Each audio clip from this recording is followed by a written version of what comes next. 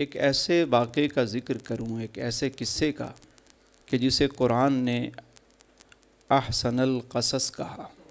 بہت ہی خوبصورت قصہ، ایک ایسا قصہ کہ جس میں باپ اور بیٹے کی محبت کی داستان ہے، جس میں قریبی لوگوں کا حسد بھی ہے، جس میں کنویں کی تاریکی بھی ہے، پاؤں میں زنجیریں بھی ہیں، غلامی بھی ہے اور بادشاہی کا تاج بھی ہے۔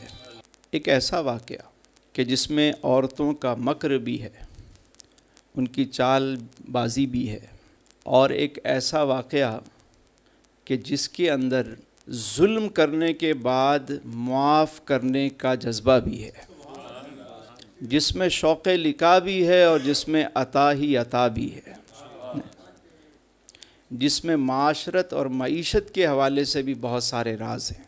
اکثر ہم بھی کوئی واقعہ بیان کرتے ہیں، قصہ سناتے ہیں کوئی، تو لوگ کہتے ہیں کہ بھائی یہ قصے کی بات کرتے ہیں یہاں بیٹھ کے، جبکہ قرآن کریم میں قصہ بیان ہو رہا ہے۔ اب دیکھیے سورہ بقرہ کیا ہے؟ گائیں والی صورت۔ سورہ نمل کیا ہے؟ چیونٹی والی صورت۔ اللہ نے مثالوں سے، قصے کے ذریعے ہمیں بہت ساری باتیں سمجھائیں، تو یہ ایک سمجھانے کا ایک انداز ہوتا ہے۔ اللہ رب العزت نے سورہ یوسف میں سے بیان فرمایا۔ حضرت یوسف علیہ السلام حضرت یعقوب علیہ السلام کے بیٹے ہیں، اور حضرت یعقوب علیہ السلام جو ہے وہ حضرت اسحاق علیہ السلام کے بیٹے ہیں، اور حضرت اسحاق علیہ السلام جو ہے وہ حضرت ابراہیم علیہ السلام کے بیٹے ہیں۔ تو یوسف علیہ السلام نبی ابن نبی ہیں۔ جب حضرت یوسف علیہ السلام کی عمر ہوئی 12 سال کے قریب، تو آپ نے ایک خواب دیکھا، اور صبح والد حضرت یعقوب علیہ السلام کے پاس آئے اور اپنا خواب بیان کیا۔ کیا کہتے ہیں؟ قرآن نے اسے بیان کیا کہ یا ابتی انی رأیت احد عشر کوکبا والشمس والقمر رأیتہم لی ساجدین۔ اے میرے والد، ابا جان، میں نے دیکھا کہ 11 ستارے، ایک سورج اور ایک چاند، سب مجھے سجدہ کر رہے ہیں۔ حضرت یعقوب علیہ السلام چونکہ خود نبی، علم و حکمت آپ کو عطا ہوئی، تو آپ نے جب یہ خواب سنا تو سمجھ گئے کہ اس میں بشارت بھی ہے، آنے والے وقت میں نبوت بھی ہے، اور انہیں بادشاہی بھی ملے گی، خوشخبری ہے اس کے اندر۔ تو حضرت یعقوب علیہ السلام نے اس خواب کو سننے کے بعد جو بات کی، کیا کہا؟ یا بنی لا تقصص رؤیاک علی اخوتک فیکیدوا لک کیدا۔ فرمانے لگے اے میرے بیٹے، اپنا خواب اپنے بھائیوں کے سامنے بیان نہ کرنا، ورنہ وہ تمہارے خلاف کوئی سازش کریں گے۔ ان الشیطان للانسان عدو مبین۔ بے شک شیطان انسان کا کھلا دشمن ہے۔ اب دیکھیے حضرت یوسف علیہ السلام کا خواب سن کر حضرت یعقوب علیہ السلام نے کیا نصیحت کی کہ بیٹا اپنا خواب اپنے بھائیوں سے بیان مت کرنا۔ حضرت یعقوب علیہ السلام کے 12 بیٹے تھے، 6 بیٹے ایک گھر والی سے، 2 بیٹے حضرت یوسف علیہ السلام اور بنیامین جو ہے وہ دوسری سے، اور 4 بیٹے جو ہے وہ آپ کی جو تیسری بیوی تھی ان سے تھے۔ تو یوں 12 بیٹے تھے آپ کے، چونکہ وہ سوتیلے بھائی تھے، اور حضرت یعقوب علیہ السلام حضرت یوسف علیہ السلام سے بڑی محبت رکھتے تھے، بڑی انسیت رکھتے تھے، کیونکہ ظاہر ہے کہ خود بھی نبی تھے، جانتے تھے کہ یہ نبی ہے اور نبوت سے سرفراز ہوگا، آثار بتاتے تھے، چیزیں بتاتی تھیں، تو بڑی شفقت فرماتے، بہت زیادہ خیال رکھتے۔ یہی وجہ ہے کہ اس بات کی وجہ سے دوسرے بھائیوں میں ایک حسد پیدا ہو گیا۔ بکریاں چرانے ہم جاتے ہیں، کام سارا ہم کرتے ہیں، اور والد صاحب کی توجہ ساری جو ہے وہ ان پر ہے، یہ سارا دن والد صاحب کے ساتھ بیٹھے رہتے ہیں۔ اب ان کو ایک حسد شروع ہوا، تو انہوں نے کہا کہ بھائی وہ پہلے ہی بہت زیادہ خفا تھے تو والد صاحب نے کہا کہ اپنا خواب انہیں مت سنانا، کہیں ایسا نہ ہو کہ یہ تمہارے خلاف کوئی سازش کریں، یعنی ایسا خواب ان کے علم میں آ گیا تو یہ یقیناً کوئی سازش کریں گے۔ اب اس میں دو باتیں ہیں، ایک تو یہ کہ سچے خواب بھی آتے ہیں اور اس میں بہت ساری حکمتیں ہوتی ہیں، ظاہر ہے کہ ہر خواب کے کچھ معنی ہوتے ہیں، سچا خواب بھی دیکھا جاتا ہے، اور اس میں یہ بھی پتہ چلا کہ اپنا خواب ہر کسی کو بیان نہیں کرنا چاہیے، اسے بیان کرنا چاہیے کہ جو آپ کا ہمدرد ہے، آپ کا کوئی غمگسار ہے، کوئی ایسا شخص کہ جو آپ کے خواب کو سنے بھی اور اس کی تعبیر بھی آپ کو بتائے، یعنی معبر بھی ہو، وہ سمجھتا ہو، اس کی تعبیر بھی سمجھتا ہو۔ خواب ہر ایک کو نہیں بتانا چاہیے، اور خاص طور پہ اسے تو بالکل ہی نہیں بتانا چاہیے جس سے یہ شک ہو کہ یہ کہیں حسد رکھتا ہے۔ اور اس سے یہ بھی پتہ چلا کہ آج کل کے زمانے کے اعتبار سے اگر ہم اس کو دیکھیں تو ہر چیز کو شو آف بھی نہیں کرنا چاہیے۔ ہمارے یہاں جو آج کل ایک معاملہ چل پڑا ہے، ہر جگہ کی تصویر لی اور اس کو وائرل کر دیا، پوری فیملیز کی ہر چیزیں، سب کھانا کھانے بیٹھیں گے، پہلے تصویر کھینچیں گے، اس کو انسٹاگرام پہ لگائیں گے، سب کو بتائیں گے کہ جی ہم نے یہ کھانا کھایا ہے، اور اس کے بعد کھانا کھائیں گے، اور ایک ایک منٹ کے جو وہ کیا کہتے ہیں اسٹیٹس، وہ روزانہ لگ رہے ہوتے ہیں۔ اب آپ بتائیں، بعد میں آتے ہیں کہ صاحب ذرا چیک کریں کسی نے کچھ کروا تو نہیں دیا، سر بہت بھاری ہو رہا ہے، طبیعت بڑی عجیب سی ہو رہی ہے، معاملہ یہ ہوا، کہیں کسی نے کچھ کر تو نہیں دیا۔ اب میں اگر یہ کہوں کہ حضرت آپ نے خود ہی کیا ہے تو وہ ناراض ہو جاتے ہیں۔ تو اس چیز سے ہمیشہ احتیاط کرنی چاہیے، کیا چیز لگانی ہے، کتنی لگانی ہے، لوگوں کو کتنا بتانا ہے۔ آپ سمجھ رہے ہوتے ہیں کہ سارے واہ واہ کریں گے، سارے آپ کے خیر خواہ تو نہیں ہوتے، اس میں حاسدین بھی ہوتے ہیں، بہت سارے لوگ ایسے بھی ہوتے ہیں جو آپ کو پسند نہیں کرتے۔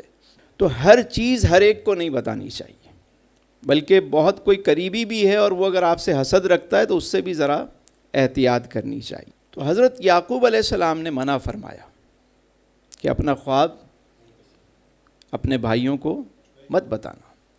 اب ادھر بھائی ویسے ہی پہلے سے پلاننگ کر رہے تھے، اور اس خواب کی بھی کہیں نہ کہیں کسی طریقے سے انہیں خبر ہو گئی۔ انہوں نے آپس میں ایک مشورہ کیا کہ ہم سارے ان کو لے کر جنگل میں جاتے ہیں اور وہیں قتل کر دیتے ہیں انہیں، نہ یہ ہوں گے نہ والد صاحب ان کی طرف، چند دن والد صاحب اداس ہوں گے، اس کے بعد والد صاحب کی ساری توجہ ہماری طرف ہوگی۔ اب وہ یہ پلاننگ کر کے آئے اور حضرت یعقوب علیہ السلام کے پاس پہنچے، والد صاحب سے عرض کی کہ آپ یوسف کو ہمارے ہمراہ بھیج دیں، کل ہم جا رہے ہیں گھومنے کے لیے، جنگل میں ہم جا رہے ہیں سارے، وہاں پہ پکنک کریں گے، وہاں پہ ذرا گھومیں گے پھریں گے، شکار کریں گے، تو ہمارا بھائی ہے یہ گھر پہ ہی رہتا ہے، آج اسے چلیں کام کاج پہ نہیں بھیجتے تو ہمارے ساتھ گھومنے بھیج دیں۔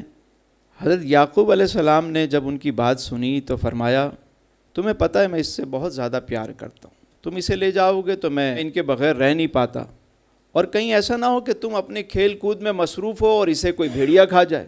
انہوں نے کہا کہ ہم اتنے سارے ہیں، اتنی بڑی جماعت ہے، اتنے سارے ہیں، ہمارے ہوتے ہوئے اگر بھیڑیا کھا گیا تو پھر ہم کس کام کے، بس آپ ہماری ذمہ داری ہے، آپ ان کو ہمارے ساتھ بھیج دیں۔ فرمایا چلو ٹھیک ہے بھائی ہو، لے جاؤ۔ دوسرے دن وہ تیار ہوئے اور حضرت یوسف علیہ السلام کو لے کر چلے۔ والد صاحب جب باہر آ کے کھڑے ہو گئے، حضرت یعقوب علیہ السلام دروازے پہ کھڑے ہیں، انہوں نے یوسف علیہ السلام کو کیا کیا، اپنے کندھوں پہ بٹھا لیا اور نعرے لگاتے ہوئے اور مطلب پورے پروٹوکول کے ساتھ لے کر جا رہے ہیں، اور اس وقت تک اس پروٹوکول سے لے کر چلتے رہے جب تک والد صاحب کی نظروں سے دور نہیں ہو گئے۔ جب جنگل میں پہنچ گئے، بیابان جنگل ہے بھائی، کوئی نہیں ہے، انہوں نے ادھر ادھر دیکھا، نہ کوئی بندہ نہ بندے کی ذات، کوئی نظر نہیں آ رہا۔ انہوں نے اتارا کندھے سے کہ آ جاؤ بھائی، بڑا والد صاحب کے قریب رہتے ہو، تمہاری وجہ سے وہ ہمیں کوئی لفٹ ہی نہیں کراتے، ہماری طرف کوئی توجہ نہیں کرتے۔ سب نے مارنا شروع کر دیا۔ اب ظاہر ہے کہ ایک بچہ اور اتنے سارے بھائی مل کے اس کو ماریں، آپ بہت روئے، بہت منع کیا، لیکن ان میں سے ایک نے کہا کہ ہم نے طے کیا تھا کہ انہیں قتل نہیں کریں گے، ہم نے یہ طے کیا تھا کہ ان کو کنویں میں ڈال دیں گے، تو سو ہم سارے مل کر ان کو کنویں میں ڈال دیتے ہیں، قتل جیسے گناہ سے ہم بچ جائیں گے، یا تو کنویں میں یہ ویسے ہی ختم ہو جائیں گے، یا کوئی قافلہ آیا اور ان کو نکال کے لے گیا تو بھی خیر ہے، ہماری جان چھوٹ جائے گی ان سے۔ اب یہ طے ہوا جی، انہوں نے پاؤں پکڑے اور سر کے بل انہوں نے لٹکایا ہوا ہے۔ ظاہر ایک کنواں ہے جس میں خالی ہے اور جانور بھی ہوتے ہیں، چیزیں بھی ہوتی ہیں۔ حضرت یوسف علیہ السلام کو تھوڑی گھبراہٹ ہوئی تو آپ نے اللہ کی بارگاہ میں عرض کی، فریاد کی کہ میرے مالک کی مدد فرما، کرم فرما۔ اور دل سے جب دعا کی جاتی ہے نا، انسان کے پاس جب کوئی اور اسے چیز نظر نہ آئے اور وہ دل سے دعا کرے تو اللہ کی مدد پہنچتی ضرور ہے، شرط یہ ہے کہ دل سے صدا دی جائے۔ آپ نے دعا کی، اب یہ رسی جو ہے وہ لٹکا کے کھڑے ہوئے ہیں اور کاٹنے جا رہے ہیں کہ رسی کاٹیں اور یہ نیچے گریں۔ ادھر رسی کٹ رہی ہے اور ادھر حکم خدا سے جبریل امین فوراً سدرۃ المنتہا سے پہنچے وہاں کنویں میں نیچے یوسف علیہ السلام کے تشریف لانے سے پہلے انہوں نے اپنے پروں پہ انہیں لے لیا اور نیچے ایک چٹان تھی، پتھر تھا، اس پہ بٹھایا، ان کی دل جوئی کی، انہیں خوشخبری سنائی کہ ان قریب اس سے رہائی ملے گی، صبر سے کام لیں۔ یہ ساری بات ہو رہی ہے کیونکہ بھائیوں نے انہیں کنویں میں ڈالنے سے پہلے ان کی قمیض اتار لی تھی، قمیض اتار کے ایک بکری کا بچہ ذبح کر کے اس کے چھینٹے وینٹے سارے اس کے اوپر لگا لیے کہ ہم جا کے والد صاحب کو بتائیں گے کہ انہیں بھیڑیا کھا گیا، اور بغیر قمیض کے انہوں نے کنویں میں۔ حضرت یوسف علیہ السلام کے گلے میں حضرت یعقوب علیہ السلام نے ایک تعویذ انہیں پہنایا ہوا تھا۔ تعویذ اس سینس میں تھا کہ وہ ایک قمیض تھی جو غلاف کے اندر سلی ہوئی تھی، اور وہ انہوں نے ان کو پہنائی، ہمیشہ پہنا کے رکھتے تھے تاکہ انہیں نظر نہ لگے، اور وہ جو تعویذ تھا اس کے اندر ایک قمیض تھی، اور وہ قمیض تھی حضرت ابراہیم علیہ السلام کی۔ جب سیدنا ابراہیم علیہ السلام کو نارے نمرود میں ڈالا جا رہا تھا تو نمرود نے کیا کیا، آپ کی قمیض اتار کے آپ کو آگ میں ڈالا، تو حضرت جبریل امین جو ہے وہ ریشمی لباس، ایک قمیض لے کر، جنتی لباس لا کر انہوں نے آپ کو پہنایا تھا، اور وہ لباس حضرت ابراہیم علیہ السلام نے حضرت اسحاق کو دیا، اور حضرت اسحاق نے حضرت یعقوب کو دیا، اور حضرت یعقوب نے اپنے بیٹے کے گلے میں ڈال دیا۔ تو جب کنویں میں پہنچے تو حضرت جبریل امین نے وہ تعویذ اتارا اور اس کے اندر سے قمیض نکالی اور آپ کو پہنا دی۔ ادھر بھائی جو ہیں وہ سارے انہوں نے بکری ذبح کی، کرتے پہ چھینٹے پھینکے تاکہ لگے کہ اس پہ خون کے نشان ہیں، اور لے کر جب رات ہوئی تو سارے پہنچے اور باہر جا کے رونا شروع کر دیا، رو رہے ہیں کھڑے ہو کے، زاروں قطار چیخ رہے ہیں۔ حضرت یعقوب علیہ السلام باہر آئے اور کہا کیا ہوا، کوئی بکری وکری گم ہو گئی، کیا ہو گیا؟ کہا نہیں جی غضب ہو گیا۔ کیا ہوا؟ کہا یوسف کو جو ہے وہ بھیڑیا کھا گیا، اور یہ دیکھیے یہ اس کی قمیض ہے، بس یہ قمیض ہمارے ہاتھ لگی، باقی وہ تو پورا انہیں کھا گیا، لے گیا۔ حضرت یعقوب علیہ السلام نے وہ قمیض اٹھائی اور اپنے چہرے پہ رکھی، آپ روئے اور فرمانے لگے کہ عجیب بھیڑیا تھا کہ یوسف کو تو کھا گیا لیکن قمیض کہیں سے بھی نہیں پھٹی۔ اب وہ انہوں نے جلدی میں کیا کیا، چھینٹے وینٹے تو لگا دیے، لیکن قمیض کو، ظاہر ہے کوئی درندہ اگر حملہ کرتا تو وہ قمیض پہ بھی کوئی چک مارتا، کوئی نشان آتا، کوئی پنجہ آتا، نہیں۔ تو حضرت یعقوب علیہ السلام سمجھ گئے کہ یہ اللہ کی حکمت یہی ہے، منشا یہی ہے، مرضی مولا یہی ہے۔ تو آپ نے فرمایا فصبر جمیل، میں اس پہ صبر کرتا ہوں، میں اللہ کی اس مشیت پہ میں صبر کرتا ہوں، اور میرا رب جو چاہتا ہے نا وہ ہو کر رہتا ہے، واللہ غالب علی امرہ ولکن اکثر الناس لا یعلمون، اس کا امر جو ہے وہ غالب ہو کر رہتا ہے، بہت سارے لوگ اس بات کو نہیں جانتے۔ اللہ بیان فرماتا ہے کہ اب ہوا کیا، یہ سارا ایک پروسیس ہے۔ دیکھیے کنویں کی گہرائی میں ہیں، تنہائی میں ہیں، لیکن اللہ نے کیسے انتظام کیا، انہیں نکالا۔ 3 دن کے بعد وہاں ایک قافلہ آیا، تاجر تھے، انہوں نے کہا بھائی پانی نکالتے ہیں، ڈول ڈالو۔ تو کسی نے کہا یہ کنواں تو بہت پرانا ہے، خشک ہے، پتہ نہیں پانی ہو نہ ہو۔ ایک نے کہا بھائی چیک کر لیتے ہیں۔ اب انہوں نے اندر ڈول کو گرایا، اب جیسے ہی انہوں نے کھینچا تو کہا خوشخبری، مبارک ہو مبارک ہو۔ انہیں تو یہ نہیں پتہ تھا کہ پانی ہے کیا ہے۔ جیسے ہی وہ کہنے لگے یار بہت بھاری ہے، اتنا پانی بھاری تو نہیں ہوتا۔ کئی لوگوں نے مل کے کھینچا۔ جیسے ہی حضرت یوسف علیہ السلام کنویں سے باہر آئے اور انہوں نے وہ روشن اور خوبصورت چہرہ دیکھا تو کہا ہذا غلام،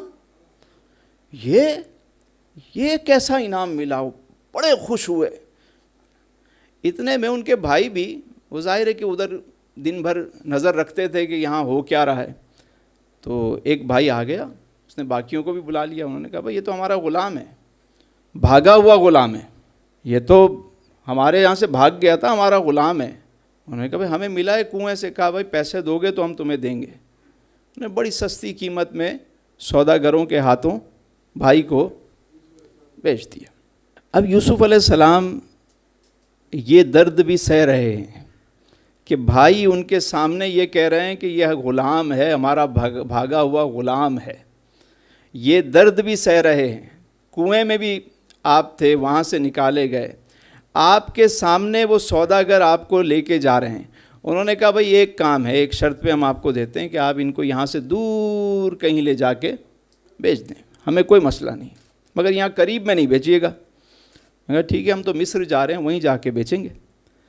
اب یہ کنعان جو ہے وہ آج کل جس کو ہم غزہ کی پٹی کہتے ہیں، یہ سارا ایریا جو ہے کوہ سینا والا، یہ سب جو ہے یہ اسی میں شمار کیا جاتا ہے، کنعان کہلاتا تھا۔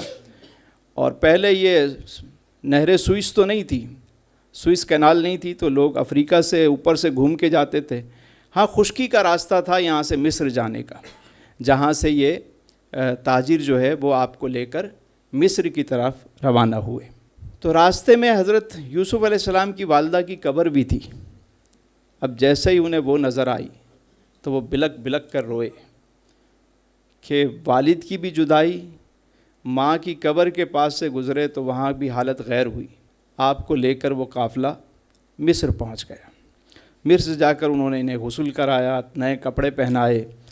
اب جب تازہ غسل کر کے نئے کپڑے پہن کر وہ بازار میں لے کر آئے فروخت کے لیے، تو وہاں تو ایک میلہ لگ گیا۔ وہ تاجر خود کہنے لگے ہم نے زندگی میں اتنا خوبصورت غلام نہیں دیکھا، غلام تو غلام، ہم نے تو اتنا خوبصورت انسان نہیں دیکھا کبھی۔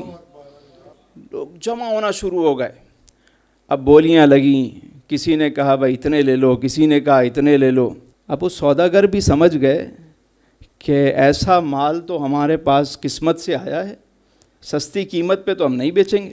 بڑے بڑے تاجر کھڑے ہوئے، خریدار کھڑے ہوئے، لیکن وہ قیمت بڑھا رہے ہیں۔ اتنے میں عزیز مصر وہاں سے گزرا۔ ایک تو بادشاہ تھا ریان جو مصر کا بادشاہ تھا، لیکن ایک اس کا جو امور سلطنت چلاتا تھا اسے عزیز مصر کہا جاتا تھا۔ تو عزیز مصر وہاں سے گزرا اپنی مسز کے ساتھ، ان کی جو مسز تھی ان کا نام زلیخا تھا، گزرے۔ تو انہوں نے جب دیکھا تو ان کی گھر والی کہنے لگی اتنا خوبصورت غلام خریدو۔ جب سوداگروں نے دیکھا کہ بادشاہ خود خریدار ہے، انہوں نے کہا بھائی سونے میں بھی تولو، چاندی میں بھی تولو، جواہرات میں بھی تولو، 7 اقسام کی چیزوں سے تول کر ہم دیں گے۔ وہ آگے بھی بادشاہ تھا، اس نے کہا بھائی منہ مانگی قیمت دو اور لے لو انہیں۔ جب سودا ہو گیا تو عزیز مصر لے کر اور اپنی گھر والی سے وہ کہتے ہیں کہ اس کا بڑا خیال رکھنا، اس بچے کا بہت زیادہ خیال رکھنا، اس سے ہمیں نفع ملنے کی توقع ہے، اور ہو سکتا ہے کہ ہم اسے اپنا بیٹا بنا لیں۔ یوسف علیہ السلام محل میں رہنے لگے۔ اب ان کی تربیت شروع ہو گئی، ان کی ٹریننگ شروع ہو گئی، اس ماحول میں پرورش شروع ہو گئی۔ آہستہ آہستہ ایک اٹھان جو ہے وہ ان کی اٹھنے لگی، بہتر ہونے لگی۔ ظاہر ہے کہ خوبصورت اور حسین تو تھے ہی، اور شاہی ماحول میں جب پرورش ہوئی تو وہ ایک جو جوانی ہے، جو ایک آغاز ہوتا ہے بلوغت کا، اور ایک تو وہ ایک خوبصورت وجیح، آپ کی شکل و صورت بھی کمال اور حسن تو تھا ہی ایک بے مثال۔ تو وہ جو عزیز مصر کی گھر والی تھی زلیخا، وہ آہستہ آہستہ اس کا جو ذہن ہے وہ آپ کی طرف مائل ہونے لگا، اور اس نے اپنے اشارے کنائے سے کئی دفعہ آپ کو راغب کرنے کی کوشش کی، لیکن چونکہ یوسف علیہ السلام کی تربیت ایسی تھی اور اس عالی گھرانے سے تعلق رکھتے تھے، آپ نے کبھی اس طرف توجہ نہیں کی۔ وہ بہت دفعہ بن سنور کے آپ کے قریب، لیکن آپ کی توجہ اس طرف تھی نہیں، آپ اپنے کام میں مصروف رہتے۔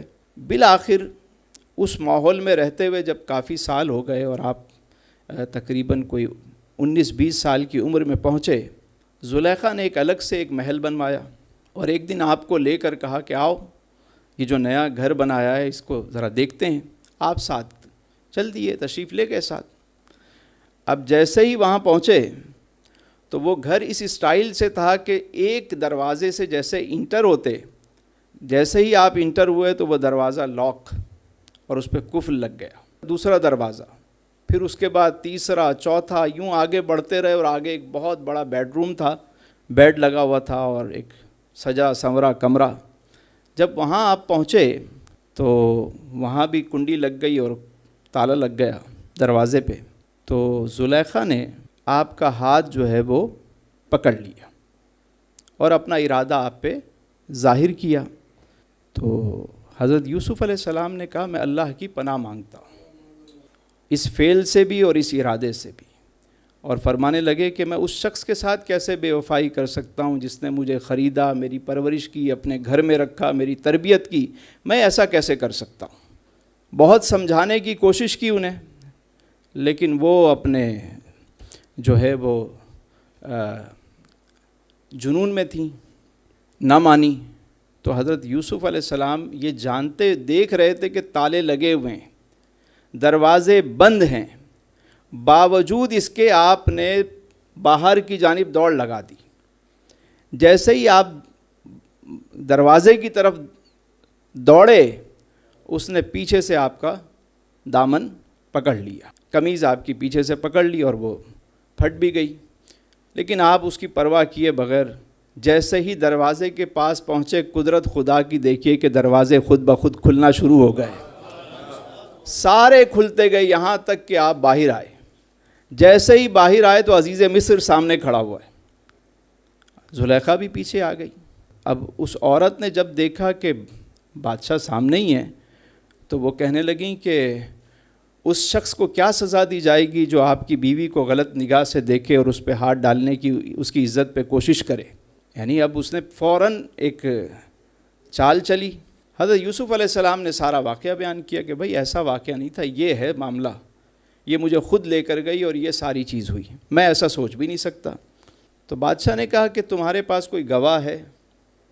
آپ نے فرمایا کہ اس محل میں ایک بچہ ہے جو 4 ماہ کا ہے اور زلیخا کے ماموں کا بیٹا ہے، اس کو بلا لو، وہ میری گواہی دے گا۔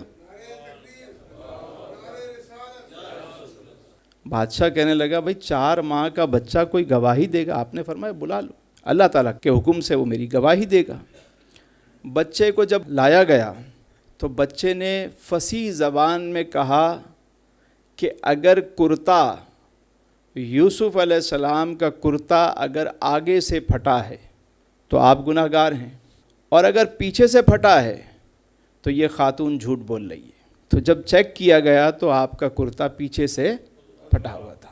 اللہ تعالیٰ نے آپ کو وہاں سے اس طرح آپ کی عزت اور آپ کی عصمت، ان تمام چیزوں کی اللہ تعالیٰ نے حفاظت فرمائی۔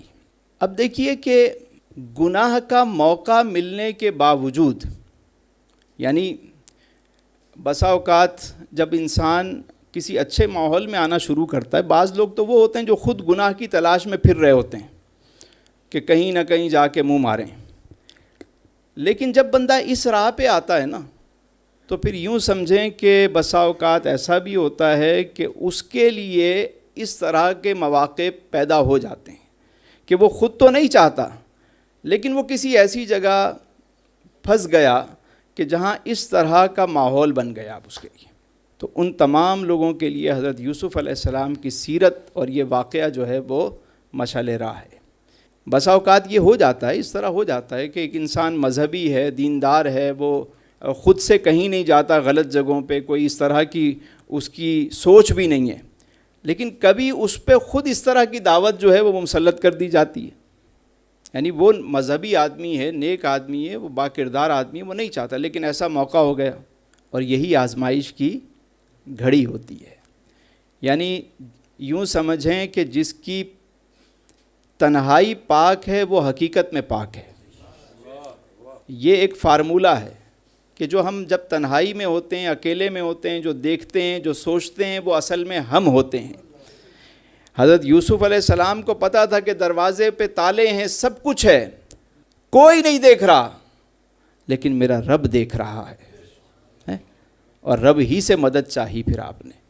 حضرت فرید الدین، شیخ فرید الدین عطار کے بارے میں مشہور ہے، اور زیادہ تر لوگوں نے آپ ہی سے اس کو منسوب کیا ہے اس واقعے کو۔ آپ زمانہ طالب علمی میں بغداد کے اندر تحصیل علم کے لیے جاتے تھے، نوجوان تھے، خوبصورت تھے۔ ایک عورت ایسی تھی جو اپنی بالکونی پہ کھڑی ہو کے روزانہ آپ کو دیکھتی، اور آپ کے لباس بھی بڑا معمولی سا اور وضاقتہ بھی، اور مطلب جو ڈریسنگ تھی وہ کوئی اتنی ہائی فائی نہیں تھی، ظاہر ہے مالی حالات ایسے نہیں تھے، لیکن آپ تھے بہت وجیح، خوبصورت۔ تو وہ عورت آپ پہ فرفتہ ہو گئی۔ ایک دن جب آپ وہاں سے گزر رہے ہیں تو اس نے بلوا بھیجا۔ جب آپ اندر آئے تو اس نے کہا تم دین کا علم سیکھتے ہو، تحصیل علم کے لیے جاتے ہو، تو میں نے تمہارے لیے لباس کا انتظام کیا ہے۔ آپ نے فرمایا، آپ اس قبول کر لیا، ظاہر ہے کہ ایک تحفہ کوئی دے رہا ہے۔ نے کہا چلیں۔ وہ کہنے لگی لیکن میری خواہش یہ ہے کہ تم اسے اندر جا کے غسل کرو اور تیار ہو کے مجھے دکھا دو۔ آپ گئے، تیار ہوئے، لباس پہنا، باہر آئے۔ اب جب صاف ستھرے نہا دھو کر آپ نے وہ لباس پہنا اور جب باہر آئے تو ایک شہزادے کی طرح معلوم ہو رہے تھے۔ خاتون نے کہا کہ اب تو تمہیں میں یہاں سے جانے نہیں دوں گی۔ دروازے بند کر دیے اور کہا کہ تم یہیں رکو گے دن میں بھی اور رات میں بھی، جب تمہیں چھٹی ملے گی، جتنا پیسہ چاہیے میں دینے کو تیار ہوں۔ آپ فرماتے ہیں کہ میں نے بڑی منت سماجت کی لیکن وہ نہ مانی، تو مجھے اور تو کچھ نہ سوجھا۔ میں نے اس سے کہا کہ مجھے واش روم جانا ہے۔ اس نے کہا اچھا جاؤ، ہو کر آ جاؤ۔ پہلے اس طرح تو تھا نہیں، ہمارے یہاں جیسے گھر کے اندر جو ہے وہ اٹیچ باتھ ہوتا ہے، اور گئے اور تو گھر کے کونے پہ کہیں پہ باتھ روم بنے ہوئے ہوتے تھے، اور وہ بھی جو ڈرینیج سسٹم ہے وہ اس طرح کا تو ہوتا نہیں تھا جیسے آج کل ہے کہ ہمارے یہاں سیوریج لائن بچھی ہوئی ہے، اور یہ سب ہوتا نہیں تھا۔ ایک گڑھا کھودا جاتا تھا سامنے، اور وہاں سے باتھ روم سے وہ ایک سوراخ ہوتا تھا جس سے سوئیپر آ کے صفائی بھی کرتا، اور وہاں سے ساری چیزیں، غلاظت بھی نکلتی تھی، ساری چیزیں۔ تو آپ جب وہاں پہنچے تو آپ کو اور تو کچھ نہ سجھائی دیا۔ آپ نے سوچا کہ میں اس بلا سے ایسے چھٹکارا پا سکتا ہوں کہ میں اس غلاظت میں ہی غوطہ زن ہو جاؤں، میرے پاس اور کوئی آپشن نہیں ہے۔ یہ داغ اور یہ گندگی تو ختم ہو جائے گی، یہ تو میرے جسم پہ آ رہی ہے، اگر گندگی میری روح پہ آ گئی تو میں کیا کروں گا؟ میں تو کہیں کا نہیں رہوں گا۔ فرید الدین تو دنیا کی اس چیز کے پیچھے اپنا ایمان خراب کر رہا ہے۔ آپ نے وہیں اس گڑھے میں چھلانگ لگا دی، اور وہاں سے نکلنے کی بہت کوشش کی لیکن آپ نکل نہیں پائے۔ واپس جب باہر آئے تو خاتون نے جب آپ کو اس حال میں دیکھا تو گالیاں بھی دیں اور دروازہ کھولا اور بھگا دیا آپ کو۔ آپ باہر نکلے اور آگے جا کے ایک نہر پہ آپ نے غسل کیا، کپڑے پاک کیے، خود کو پاک کیا۔ کہتے ہیں کہ وہ دن ہے اور آج کا دن ہے، اللہ تعالیٰ نے میرے بدن سے خوشبو کو جاری کر دیا ہے۔ فرید الدین عطار، عطار کے لقب سے جو ہے وہ مشہور ہوئے، وہ خوشبو ان جہاں جاتے وہ خوشبو ان کی باڈی سے نکلتی. یعنی اللہ کے لیے اگر کوئی گناہ کو چھوڑے تو اللہ تعالیٰ اسے کیسا مرتبہ عطا فرماتا ہے. یہ ہمارے نوجوانوں کے لیے بھی ہے اور بہنوں کے لیے بھی ہے. ضروری نہیں کہ ہر جگہ عورت ہی کسی کو راغب کرے. کہیں پہ ہماری جو بہنیں سن رہی ہیں، بچیاں سن رہی ہیں، وہ کسی ایسی جگہ پھنس جائیں تو اپنی عزت اور عصمت کی حفاظت لازمی ہے. اس کا جو اجر اللہ عطا فرماتا ہے وہ بہت بے مثال ہوتا ہے. جب عزیز مصر نے یہ دیکھا کہ بھئی یہ تو معاملہ ہاتھ سے نکلتا جا رہا ہے اور بدنامی بھی ہوگی، تو انہوں نے کہا خاموشی اختیار کی جائے اس معاملے پہ. یہ تو بے گناہ ہیں، لیکن اس بات کو، مگر بات پھیل گئی اور وہ جتنے وزراء تھے ان کی بیگمات اور ساری خواتین میں آہستہ آہستہ بات پھیل گئی کہ زلیخا اپنے غلام کو دل دے بیٹھی ہے. اور یہ بات مشہور ہوتی چلی گئی، یہاں تک کہ ہر طرف سے یہی آواز آنے لگی. تو ایک دن زلیخا نے کیا کیا، ساری خواتین کو جمع کیا، سب کو جمع کیا اور کہا کہ آؤ میں تمہاری دعوت کرتی ہوں. انواع و اقسام کے کھانے بنائے اور جب ساری خواتین آ گئیں تو سب کے ہاتھوں میں پھل دے دیے اور چھری پکڑا دی اور ادھر سے حضرت یوسف علیہ السلام کو داخل کیا. اب جیسے ہی ان خواتین نے آپ کو دیکھا تو کہنے لگی یہ تو کوئی فرشتہ ہے. آپ کا حسن و جمال دیکھ کے حیران ہو گئیں. اللہ اکبر، اللہ اکبر. اور پھلوں کے بجائے وہ اتنا محب ہو گئیں کہ پھلوں کے بجائے اپنے ہاتھ کاٹ ڈالے، اپنی انگلیاں کاٹ دیں اور انہیں خبر تک نہ ہوئی. زلیخا نے کہا تم مجھے کہتی تھی کہ میں غلام پہ فدا ہو گئی، میں تو خالی فدا ہوئی، تم نے تو اپنے ہاتھ کاٹ لیے. ایک مرتبہ میرے آقا کریم علیہ السلام حسن یوسف بیان فرما رہے ہیں. سیدہ عائشہ بیٹھی ہوئی ہیں، اماں عائشہ سن رہی ہیں. جب تعریف زیادہ ہوئی تو ظاہر خاتون ہے، کہنے لگیں حضور ایک بات بتائیے کہ آپ زیادہ حسین ہیں یا یوسف علیہ السلام زیادہ حسین تھے؟ آئے ہائے ہائے ہائے. میرے آقا کریم علیہ السلام نے فرمایا میرا بھائی یوسف صبی ہے اور میں محمد صلی اللہ علیہ وسلم ملی ہوں. اماں عائشہ نے جب یہ سنا تو جھوم اٹھی. بات سمجھ آ گئی، مدعا سمجھ گئیں. یعنی اگر میں جو بزرگوں کی پاپوش اور ان کی جوتیاں سیدھی کر کے جو یہاں بیٹھا ہوں تو جو میں اس بات سے سمجھ پایا ہوں اس کو آسان لفظوں میں عرض کر رہا ہوں. سبی اس حسن کو کہتے ہیں کہ جس پہ نظر ٹک نہ سکے، جس پہ نظر ٹھہر نہ سکے، اور ملیح کہتے ہیں اس حسن کو جس سے نظر ہٹ نہ سکے. میرے امام اس موقع پہ کیسے خاموش رہتے ہیں؟ عاشقوں کے امام اس موقع پر کیسے خاموش رہتے ہیں؟ امام بھی کہہ اٹھے کہ حسن یوسف پہ کٹیں، حسن یوسف پہ کٹیں مصر میں انگشت زنا، اور سر کٹاتے ہیں تیرے نام پہ مردان عرب. حسن یوسف پہ کٹیں، انہوں نے کاٹی نہیں، بس محب ہو گئیں اور وہ انگلیاں کٹ گئیں، جان بوجھ کے نہیں کاٹیں، کٹیں. اور ادھر عورتوں نے نہیں، عرب کے مردوں نے حضور آپ کو دیکھ کر نہیں، آپ کے صرف نام پہ اپنی گردنیں قربان کر دی.